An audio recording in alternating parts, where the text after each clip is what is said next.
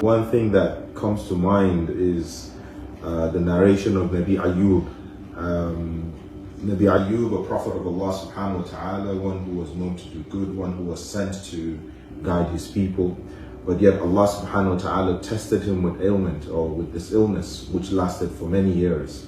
Sometimes you could do a lot of good and you could have a lot of good in you, but when Allah tests you, this is something for you to really reflect on and say, okay, is this a means of blessing or drawing closer to Allah? Is my patience going to reward me? And certainly this will happen to you, that if you are doing good and Allah does bring such a trial before you, then it is a further means of elevating you in His sight. Remember Nabi Ayub alayhi salatu wasalam, for his patience, subhanallah, Allah subhanahu wa ta'ala replaced everything that he felt he had lost and brought it back in many folds. But it was that patience that was most important, when everything he thought of was just the pleasure of Allah subhanahu wa ta'ala.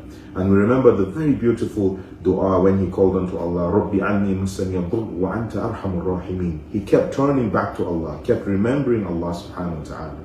So in our state, and for anyone who finds themselves in any state where, whether a terminal ailment or one that isn't, whenever we turn back to Allah in such a condition, Allah subhanahu wa ta'ala will always bring a way out of that difficulty and that trial. And just like the sheikhs have said, for you to hold on to Allah in a time of trial, this is the best thing. A trial that brings you closer to Allah is better than prosperity or any blessing that takes you further away from Allah subhanahu wa ta'ala. And that's something that we must always hold on to. Subhanallah, sometimes when we're ill, because you don't have strength to even sin or to look at anything of sin, your only thought is to see how to earn the pleasure of Allah and regain your strength again, and possibly become a better person through that ailment. And that's what has happened with many people, that when Allah tests them with ailment and they become better, they end up getting better and also becoming better worshippers, inshallah. So barakallahu feek wa jazakallah.